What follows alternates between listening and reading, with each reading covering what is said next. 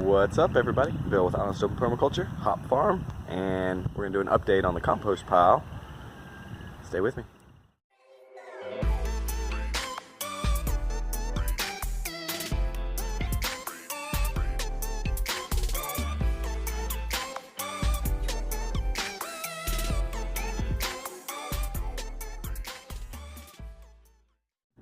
So it's been 3 days since the last turn in the Berkeley method, as I finished that. So we are going to open this pile up, look at it, take a temperature of it, and add some more nitrogen to it to get it to cook up again. Let's turn it around and show you what this pile looks like. All right. Here's the pile after the Berkeley method. It took me 19 days instead of 18 days to get the complete Berkeley method done, simply because of the amount of rain we were getting. I had to hold off a day on turning it. And when I was turning it that last time, I noticed it didn't break down as much as I had wanted it to, as much as I want this first pile to be broken down, because I want to use this first pile and mixing it with the ground that I'm planting my starts in, my seed starts. And I don't want it this woody, this full of carbon, and that much stuff going in the ground. It's going to lock up a lot of nitrogen and nutrients in the ground that the plants need. But if you top dress with this, that's completely fine. It's going to break down some more, and then whenever it rains, those nutrients are going to soak through the compost into the ground and feed the plants that way. So let's do a temperature. So I found the digital thermometer, and outside it's about 45 degrees. Let's temp the top of this pile. Move some material real quick. I can feel it's warm. Stick that down in there. And see if I can't show y'all what's going on. It was 45 outside.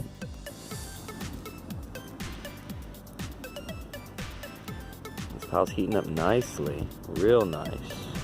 My objective for in the next 2 days is to get this pile back up to about 120, 130 degrees.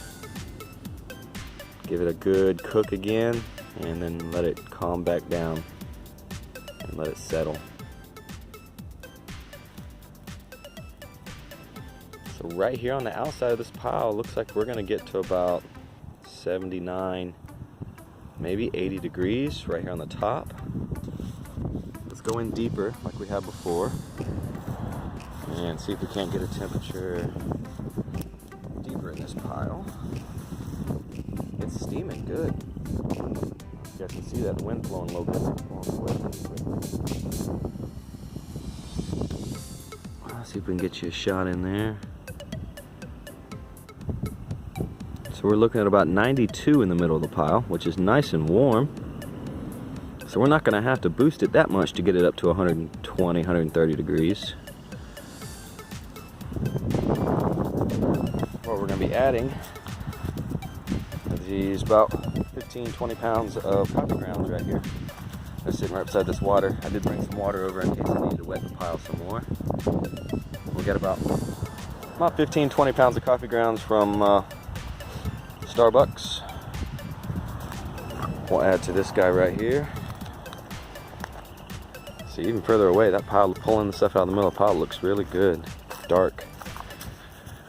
So I think one more good cook and we're gonna be ready. So I'm not gonna use this for probably about a month. So after it cooks for a week, it'll have a good time to settle down. Let's turn it. Alright, so how I'm going to add the coffee grounds is do a little layer, just like that one little layer over there. And I'm going to pour some coffee grounds over it.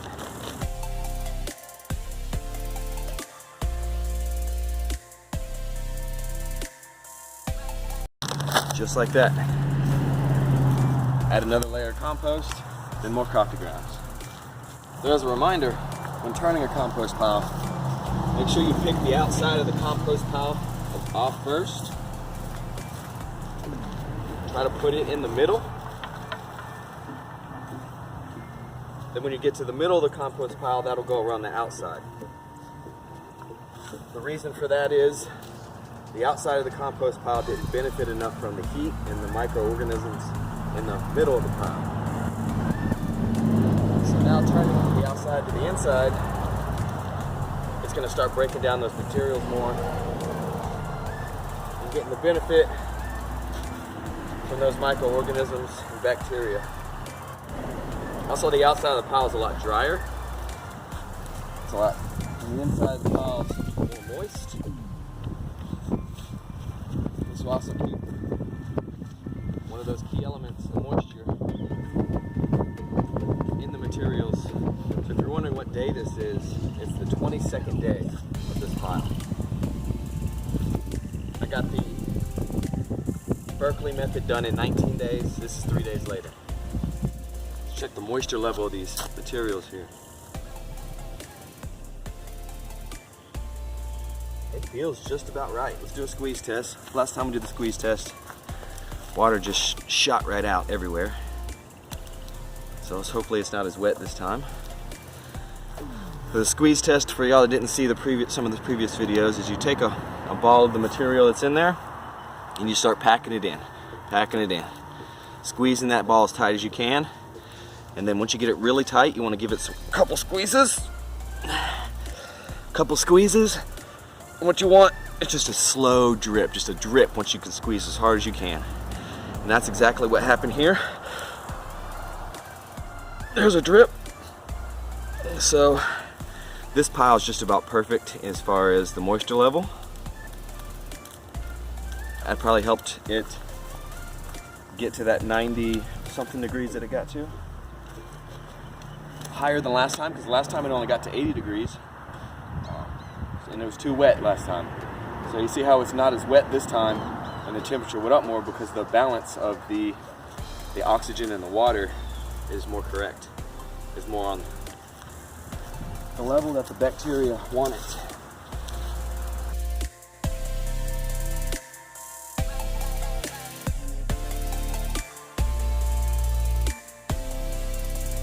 Even though coffee grounds are brown in color, they're still considered a green as far as building a compost pile, because they're higher in nitrogen than they are the rest of the stuff. And the rest of the NPK, carbon.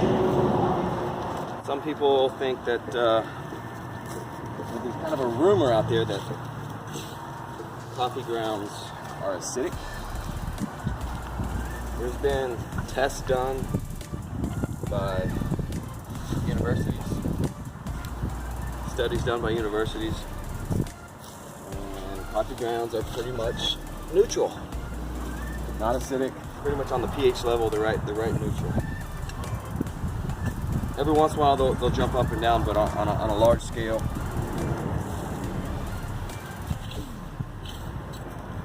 you won't have anything to worry about. Plus, when you build a pile like this, nature tends to weed out the stuff that's too much or the stuff that's too little. For instance, if there was too much acidity in this pile, nature's going to weed that out. Nature's going to work on constantly working to zero, getting to zero. And the old myth that you can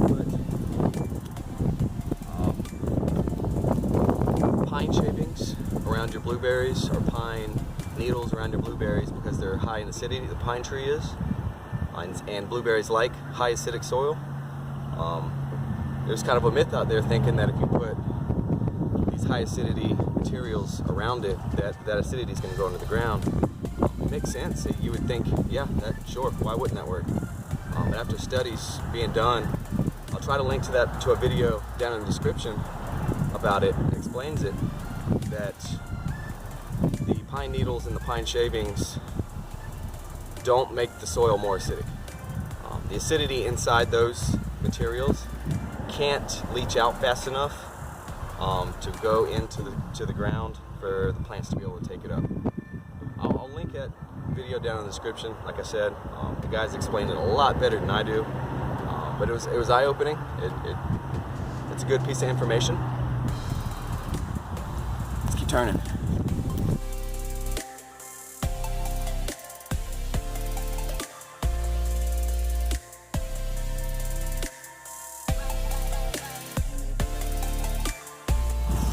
I have done a video on coffee grounds about how I add them to my garden beds. I'll throw that up here in a little eye link and down in the description if you're interested in how to use coffee grounds, not in a compost pile, but in your garden beds.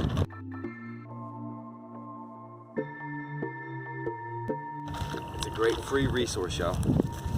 I've got, for the past month or so, I've probably gotten 100 pounds of coffee grounds from Starbucks. And even in a lot of Starbucks, you walk in and they'll have a spot with these bags already taped up. It says free on it, and it also says like for your garden or something like that. And they'll have a little container usually next to the door by a trash can. You can just go in there, pick them up. I'll show you what the pile's looking like in the middle here. Pretty dark. I'm liking it. Get really close, you can start to distinguish different things. If you wanted to use this compost right now, you could also sift it. I have a little device, little sifting device I've made for compost like this. Grab it real quick. Just this right here. Some wire mesh netting. This goes over the top of the well barrel. I'm going to take scoops of that, throw it on here, shake it back and forth, and then the fine particles are going to fall in between. Take those fine particles and plant with them. Feed them to your plants. The bigger stuff that's left behind, use those in the next compost pile.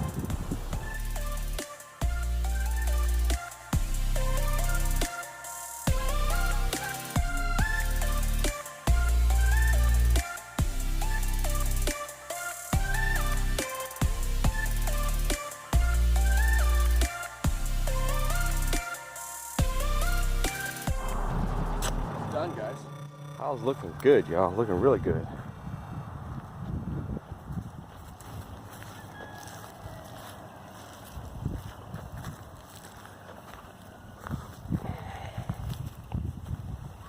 So what we're going to do now is we're going to let this sit for 2 days. Just like we're doing the Berkeley method 18-day compost. Let it sit for 2, maybe 3 days, and let it heat back up with that nitrogen shot I just gave it. Turn it again, and then we'll look at it and see if we need to turn it one more time. Let's cover this thing back up with the tarp.